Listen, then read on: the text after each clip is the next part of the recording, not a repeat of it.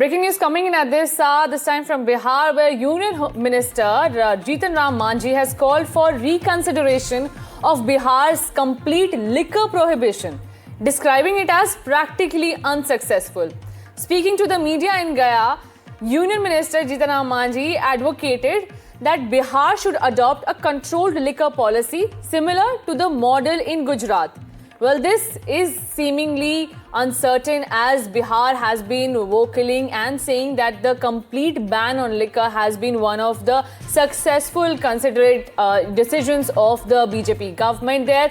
But now Union Minister calling this unsuccessful is lighting up political fires. Take a look at exactly what Rahman said. हमारा स्पष्ट उसमें धारणा है कि शराबबंदी बहुत अच्छी चीज़ है, उसको होना चाहिए। हम उस घर से आए हैं जहां शराब बनती थी, शराब बेचते थे, लेकिन जब हम कुछ होशगर हुए तो हम शराबबंदी पीना और बनाना छुड़वा दिया। तो आज हम यहाँ हैं, हमारा भाई पुलिस इंस्पेक्टर है। यही बात समाज में हम कहते हैं, अपने समाज में, कि शराब पीना और उसके जो साइड इफेक्ट है वो हमारे गरीबों के लिए बहुत खराब है। इसलिए नीतीश कुमार जी शराबबंदी किए हैं तो बहुत अच्छा किए हैं। And my colleague Raman Rai is joining me with more details. Raman, what was the context in which Rahman had to make this comment? Bihar liquor ban has been one of the key points of the BJP government. They are batting that complete ban has been profiting Bihar. Well, it is not the first time when Rahman is criticizing Nitish Kumar's government over the liquor and prohibition law in Bihar. He is the minister in central government and he continuously, you will see, he continuously accusing the law, prohibition law policy in Bihar, because he is saying that the numbers of people from the backward society and from the Dalit society has been kept inside the jail under the prohibition law in Bihar, and that's why he is targeting Bihar government as the administration is not able to run this provision law properly in Bihar, and he is also targeting some big names that no liquor big mafias is being behind the bar by the government of Bihar. So that's why Rahman is also trying to save and connect to his voters who basically belongs from the backward side of the society. So that's why he is targeting the Bihar government over the liquor law provision bill in Bihar.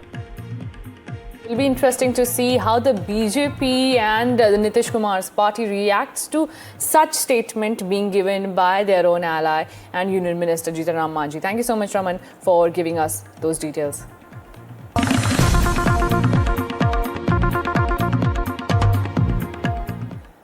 Tracking more breaking news that is coming in from West Bengal, where anger is boiling against Bangladeshi Hindus' killings. West Bengal BJP today marched towards Bangladesh Deputy High Commission. Even saints and seers were marching with BJP leader Subhendu Adhikari when the protest march was taken out. And this is against the atrocities that Hindus are facing in Bangladesh. The BJP community over here has been raising voice against the Bangladeshi Hindus' killings and demanding justice from the Yunus government. They should take action. This has been the chorus throughout when Deepu Das was killed and now another Hindu who has been beaten to death, that is Amrit Mondal. Listen into what Subhendu Adhikari had to say. सबक सिखाना चाहिए, जैसे Israel सिखाया Gaza में, उस तरीके से हमारी भारत की 100 करोड़ हिंदू, देश का हिंदू हित में चल रहा है सरकार, सबक सिखाना चाहिए, जैसे ऑपरेशन सिंदूर में पाकिस्तान को हम लोग सबक सिखाया. This has been the chorus of the BJP since Deepu Das, who was killed brutally and then burnt alive in Bangladesh over allegations of insulting Prophet. But now we have more voices coming in together with the BJP saints and seers also calling for justice against the atrocities that Hindus are facing in Bangladesh. My colleague Shreyashi is with us with more details. Shreyashi, what is the more forward plan of the Bharatiya Janata Party? We are seeing that more voices are joining in with them in Bengal. Well, the timing of it is such that the state of West Bengal is gearing up for elections that are likely to be, held early next year. And of course, the BJP has utilized this particular incident as a political, issue between the Trinamool Congress and the BJP as well, raising it and drawing a parallel to what's happening in Bangladesh and saying that it can also happen here in West Bengal. The forward planning for the BJP at this moment is that they have already submitted a memorandum today with the Deputy High Commissioner of Bangladesh here in Kolkata. They have got certain answers on how steps are being taken to protect the minorities, the Hindus in Bangladesh. And in the coming days, if it continues, Shubhendu Adhikari has said that he's going to gherav the Deputy High Commissioner's office here in the city and increase their kind of protest against the atrocities that are being committed against Hindus in Bangladesh. But of course, the political war of words between the Trinamool Congress and the BJP over this issue has only escalated in the last few weeks. Absolutely. Thank you so much, Shreyashi, for joining us. And as you rightly pointed out, that upcoming polls in Bengal will only highlight this issue and give political heat to it.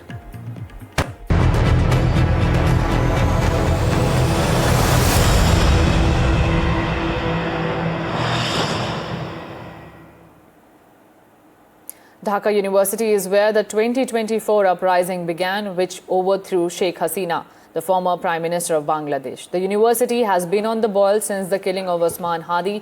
Parivartan Manch, after Friday prayers, Hadi's supporters took out a march demanding justice for him and hanging of his killers. Hadi was critical of India for giving shelter to Sheikh Hasina, and during the protest, among other slogans, Delhi or Dhaka, Dhaka, Dhaka was raised. It was Hadi's supporters who, under the influence of anti-India propaganda, also attacked and burned the newspaper buildings in Dhaka last week. Amidst rising anti-India sentiments, NDTV has been reporting from Ground Zero, and this is the Ground Zero reporting by my colleague Ankit. We are at the Dhaka University at this moment, and behind me a big procession, in fact, of the supporters of Osman Hadi, the Inqilab Manch leader who was killed. And after his killing, in fact, there has been a new round of violence and tensions in Bangladesh. Now, here in this university, there are these protesters, his supporters, those who are going around with the slogans of "I am Hadi" and demanding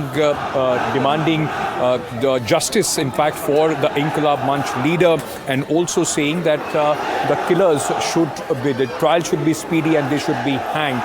What you would see behind me is the Dhaka University, where this protest is taking place, and this has become one of the most pivotal points. You will hear the chants of Hadi from his supporters, and this becomes a big challenge for the Yunus government, as the university is where the last year's uprising, in fact, took place. It was a student-led protest against Sheikh Hasina government, which not only overthrew the government, but has brought some sort of hope and now also anticipation of what happens next in Bangladesh.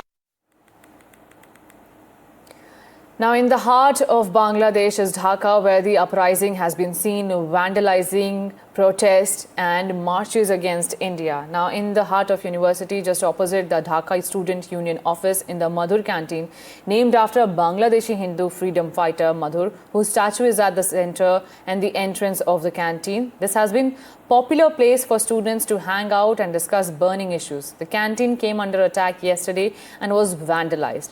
The canteen is still run by family of Madhur, and at a time when there is increasing sense of insecurity among Hindus in the country, NDTV's Ankit Tyagi brings you this exclusive report from Dhaka University. Take a look.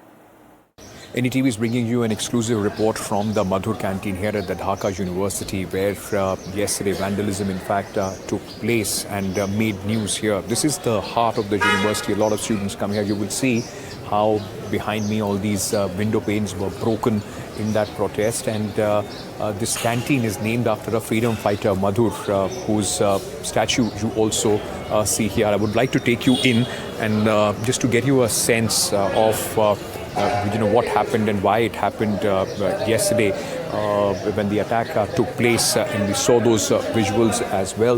This is the canteen where there were those visuals of people, in fact, coming in, some alleged that there were radical elements who in fact were involved in this attack. We are at the Madhur canteen. What had happened here yesterday? Actually, there was vandalism. Some guys came here and suddenly started doing this, and you can see that some glass was broken. And actually, this is the place, very important place of Dhaka University, and Dhaka University Central Students Union is also here.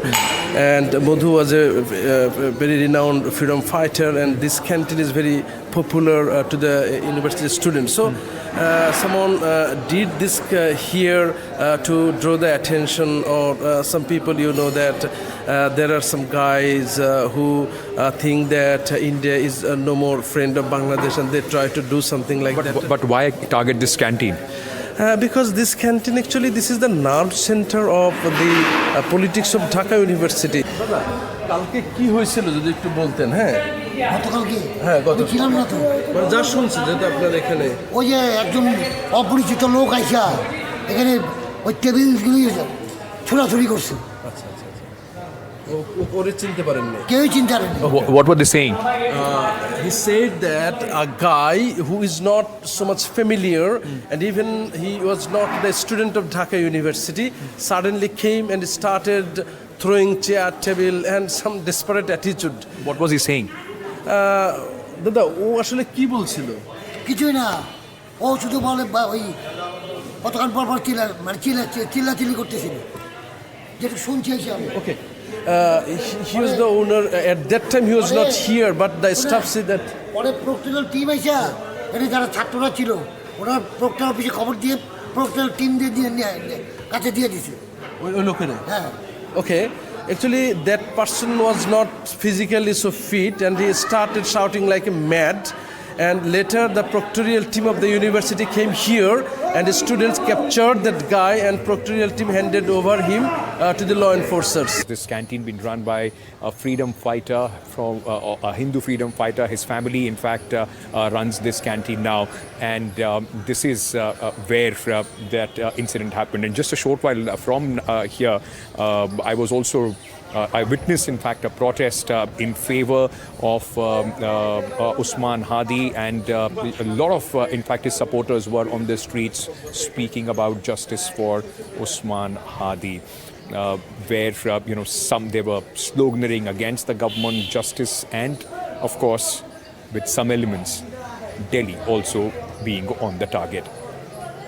With my colleague Ankit, Tyagi, NDTV.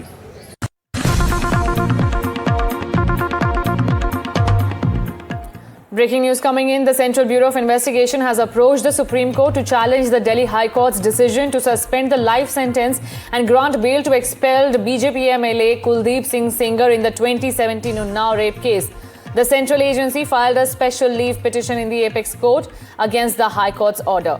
The move came after reviewing the order of a division bench. My colleague Ankit is also joining me with more details. Ankit, do tell us about the arguments that have been levelled by the CBI in the petition. Well, that's right. If you see what we are learning from our sources, that the CBI has basically filed SLP against the Delhi High Court order in the Unnao rape case. And if you see in the latest development, what we have seen that the Honorable Supreme Court against the orders of the Delhi High Court, which basically suspended the sentence and granted bail to accused Kuldeep Singh Sengar in the Unnao rape case. And earlier what we have seen that in this very case, if you see, Kuldeep Singh Sengar was basically convicted for life imprisonment with a fine of 25 lakh rupees. And apart from that, if you see, in this case, what we have also seen that he filed an appeal against the conviction before the Delhi High Court in January 2020 and a petition for suspension of sentences in March 2022 before the Delhi High Court. And after that, what we have seen that this action was taken. So in regard with that, what we have seen that the CBI, the Central Bureau of Investigation, has filed SLP against the Delhi High Court in the Unnao rape case. Thank you so much, Akhil, for your information. We will be tracking closely about the updates in this case. For now, we're slipping into a very short break.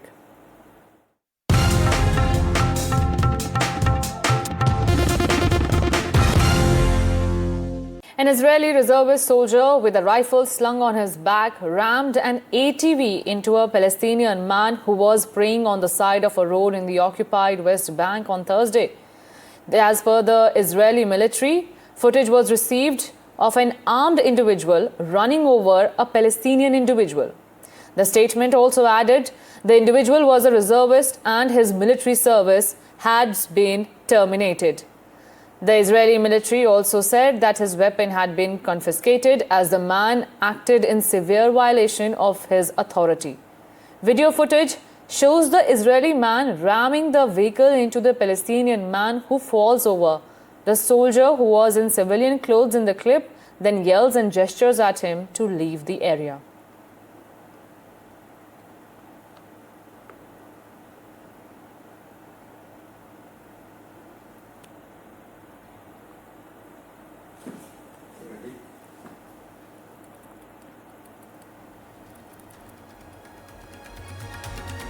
Slipping into a very short break, don't go anywhere, keep watching NDTV and follow us on our social media handles for all the latest updates.